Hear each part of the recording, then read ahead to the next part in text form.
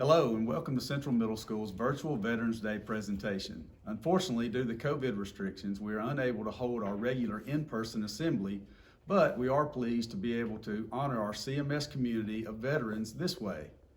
To our students, we hope you find this very educational as to why Veterans Day is an important day in our country. And to those who have served, thank you for your service, and we hope you enjoy this presentation.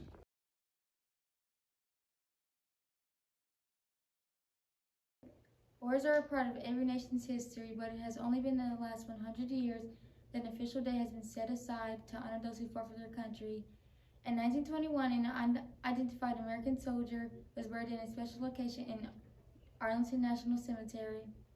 A memorial ceremony was established to give honor to all the soldiers who had fought in that war at the date and time World War I had officially ended, November 11, 1918, at 11 a.m. It became officially known as Armistice Day in 1926. It was not until 12 years later that it became a national holiday. In 1956, following World War II and the Korean War, a decision was made to change the name of the holiday. It was to reflect the honor due all veterans that the name was changed to Veterans Day. In 1958, two more unknown soldiers, one from the Second World War and the other from the Korean War, were buried at the Tomb of Unknown Soldiers. In 1984, a final soldier was interred from the Vietnam War, bringing the total of unidentified soldiers buried there to 4. Today, an Army Honor Guard, the 3rd U.S. Infantry, watches there day and night. On Veterans Day every year, a ceremony is held at the Tomb of Unknown Soldiers with a color guard and taps being played.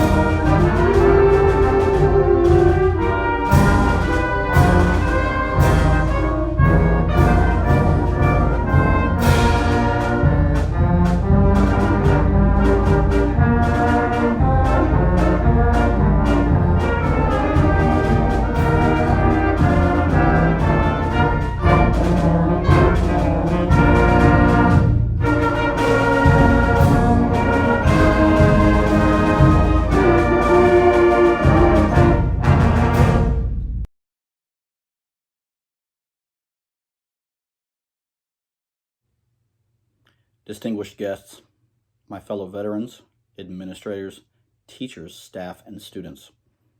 I'm truly honored to have the privilege to speak to you today as we honor those who served and continue to serve our country's armed forces. My name is Christian Vedetto, and I'm a former Petty Officer First Class in the United States Naval Service. I am also the Director of Percussion for the Central Carroll Band Program. If you'll forgive me in advance, I've never been very good about speaking about myself or any achievements I may have accomplished in my years.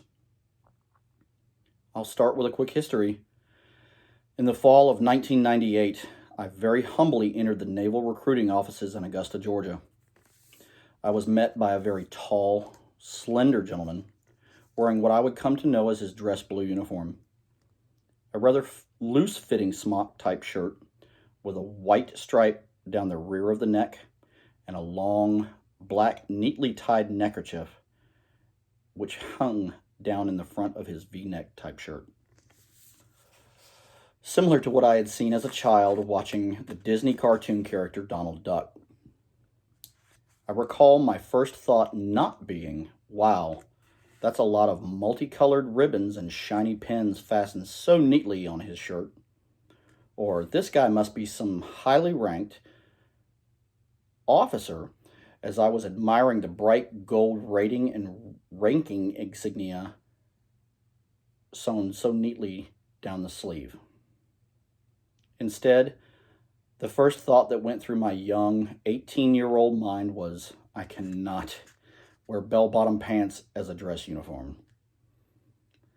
I conceded, of course, mostly in part to the fact that it was a Sunday, and apparently the U.S. Air Force, Army, Marines, and Coast Guard don't work on Sundays, and we're all closed.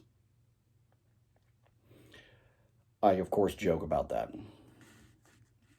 While it's been quite a few years since I was a middle school student, I'm sure, like you, I would have rolled my eyes and sighed at the thought of having to sit and listen to some short, hairy old guys tell sea stories and preach at me about how I need to join the Navy, see the world, get a haircut.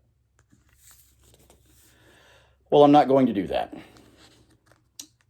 But if you'll allow me, I'd like to discuss with you Veterans Day, and the military in general isn't just for old guys. As I said, I joined the Navy in the fall of 1998. I was only 18 years old. I was young and fresh out of high school. There were no major conflicts happening in the world that I needed to be concerned with. I had a girlfriend that would later become my wife. To be totally honest with you, I joined the Navy to have the opportunity to provide for myself and later my own family. I wanted to go to college, and I knew the only real way I could get there was through the Montgomery GI Bill to pay for it. I was a horrible middle school and high school student.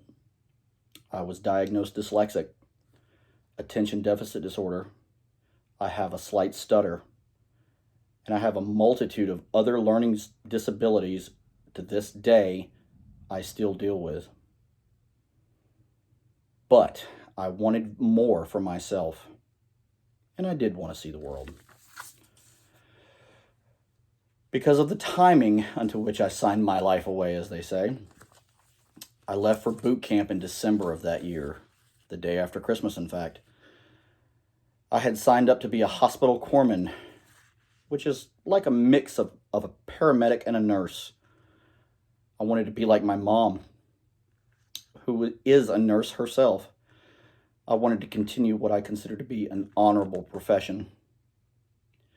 Unfortunately, because of the strenuous demands academically, I couldn't make the cut and was assigned to the USS Donald Cook as what is called an undesignated rating, or in layman's terms, a glorified deckhand. After months of grueling work, I decided it was time to make better for myself and found help from my shipmates, resources from the Navy, and earned the rank and rate of gunner's mate 3rd class. I was in charge of the big gun, which is a 5-inch 54 caliber deck gun on board a United States Navy guided missile destroyer. Wow, was I proud of my accomplishment. Well, I didn't stop there. I wanted more. I wanted better. I wanted to be the best. I inquired about working with U.S. Navy Special Forces teams. I won't go much farther than to say it was the hardest thing I've ever experienced to this day. The mental and physical fatigue alone is truly indescribable on any level. After another long period of training, that were not quite as easy. My first conflict assignment was to provide search, rescue, and security for the USS Cole that was attacked by Al-Qaeda while refueling in Yemen in October of the year 2000. This was my first experience of any kind with any actual real-world violence. There are no words to describe what was seen, heard, or anything that the human sensory receptors should experience. 13 people died that day because of hatred, because of how we live our lives every day. That next September, on the 6th of 2001, my daughter Anna was born, and my life changed forever in so many ways. 5 days after that, on the morning of Tuesday, the 11th of September, my life and the life of my brand new baby girl changed forever. That morning, my mom called around 9 a.m. It worried me a bit because she and my dad were scheduled to fly out of West Palm Beach, where they live, to come see their brand new grandbaby. I was still home on scheduled baby leave when she called to say, "Turn on the news. We're not coming." The most unthinkable had happened. At that point, no one knew anything. Was it an accident? Was it on purpose? In the back of my mind, I'll admit, I had a concern that it could be more along the lines of on purpose, but it wasn't until I watched the second plane crash into the World Trade Center that I knew it was an act of terrorism. Around 9 a.m. that morning, it occurred to me that I needed to call into work to see if I could get any info or if I was needed anywhere. It was no use, as all the phone lines and cellular lines were down. I couldn't get in touch with anyone at my command or find out anything. At around 11 a.m. that morning, an abrupt knock on my front door happened. A young sailor, decked out in a nicely ironed dress uniform and a clipboard, with a very shaky, cracking voice said, "Petty Officer Vedetto, you've been recalled to duty. Here are your orders. You'll be briefed in 2 hours when you get to the air station to fly out." I, of course, like any good teammate, quickly grabbed my go bag, which I was required to keep in case of an emergency. I hugged my baby girl, and I reported as ordered. Not long after that, I was on a helicopter to catch up with the rest of my team. The lasting memory of that day was flying over the Pentagon and seeing the devastation that had occurred. Over the next several years, our Commander-in-Chief increased the level of force and declared war on terrorism. The amount of operations vastly increased. Needless to say, I wasn't home much. In the spring of 2003, I was assigned to a U.S. Special Joint Task Force and began training for a mission to invade Baghdad. This operation was one of the largest joint service special operations missions in history. Alongside United States and British Special Forces, we got the job done. During the battle, I unfortunately suffered an injury from a mortar round towards the end of day one. That was my ticket home. After a short stay in a hospital in Germany, I finally got home. My family met me. My baby girl was walking, talking, and really didn't know who the guy was in the white hat hugging mommy. It was then I decided not to re-enlist. I finished out my time in the Navy. I went back to school. I helped rewrite all of the security force measures and regulations, and I even started teaching at a local area high school. I was hooked. What a great feeling to help these young men and women bang on drums. The rest is history.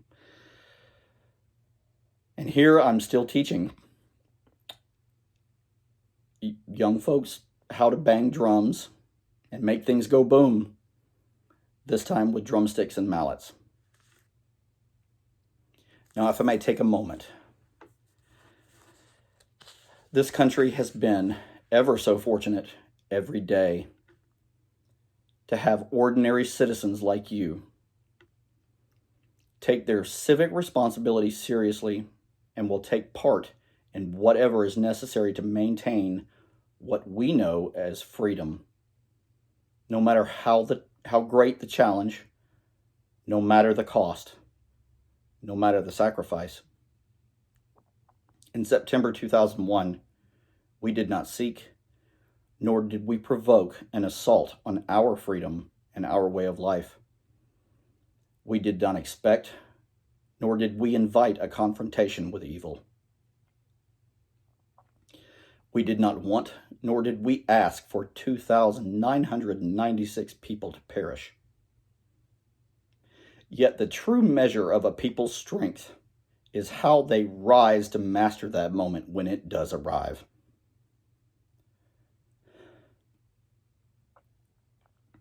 The streets of heaven are too crowded with angels today.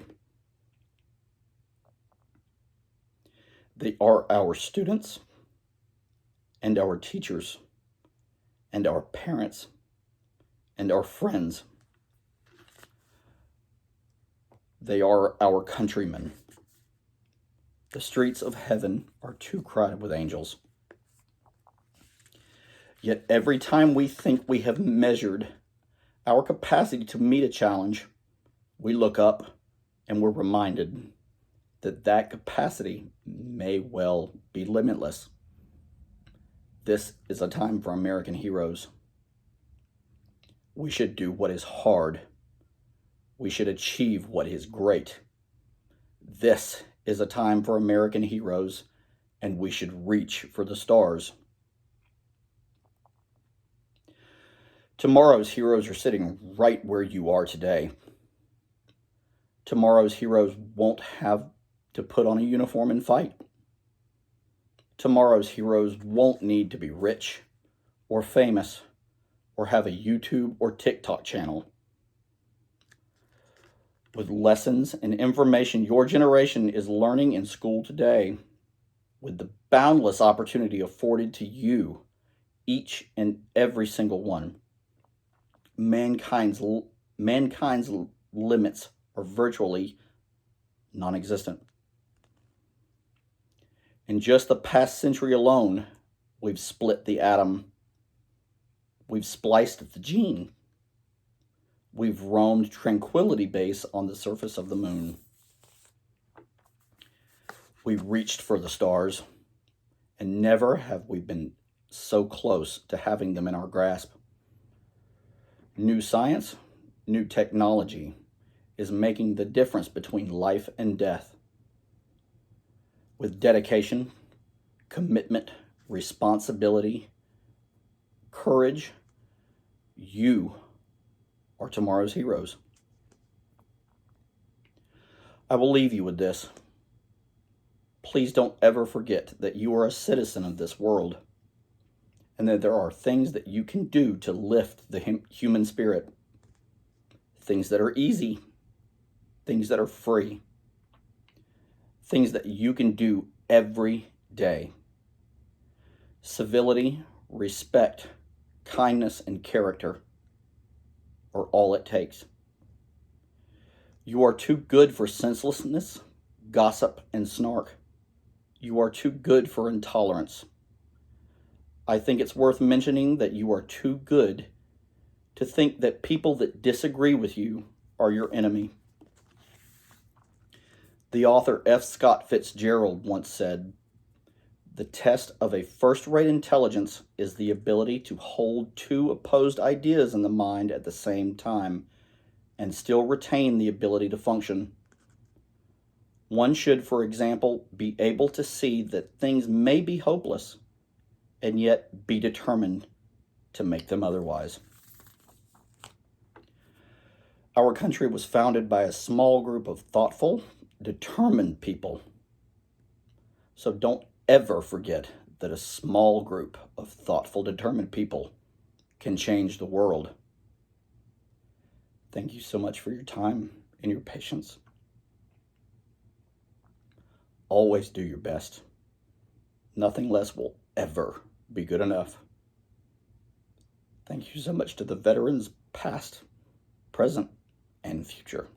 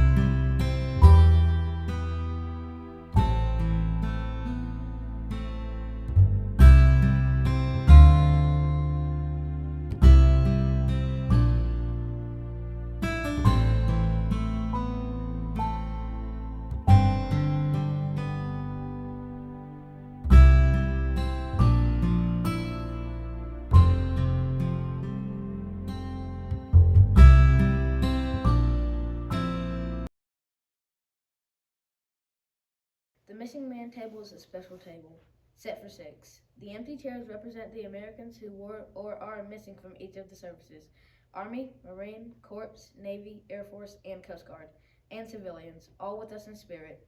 All Americans should never forget the brave man and woman who answered our nation's call and served the cause of freedom in a special way.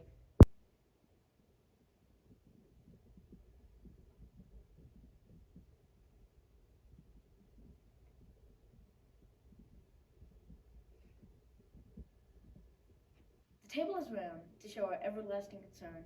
The cloth is white, symbolizing the purity of our motives when answering the call to serve. The single red rose reminds us of the lives of these Americans and their loved ones and friends who keep faith while seeking answers. The yellow ribbon symbolizes our uncertainty, hope for the return of determination to account for them. A slice of lemon reminds us of their bitter fate, captured or missing in a foreign land. A pinch of salt symbolizes the tears of our missing and their families. The lighted candle reflects our hope for their return. The Bible represents the strength gained through faith to sustain us and those lost from our country, founded as one nation under God. The glass is inverted to symbolize their inability to share a toast. The chairs are empty. They are missing. Let us continue to pray for the success of our nation's efforts to count for them and for the safety of all who are now serving our nation.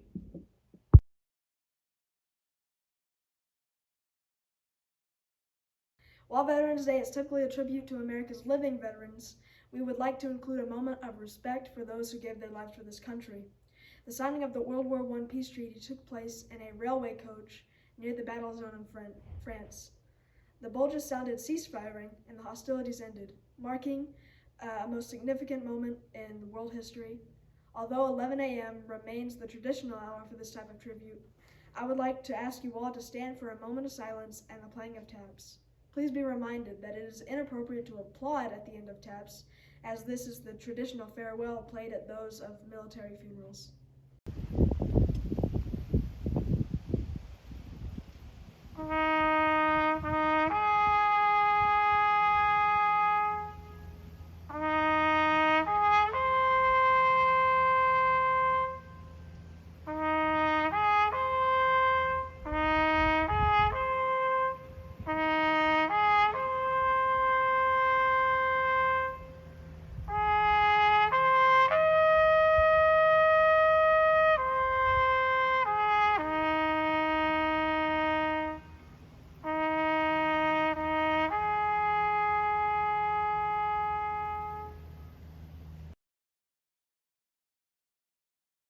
Thank you for watching the Central Middle School Virtual Veterans Day presentation.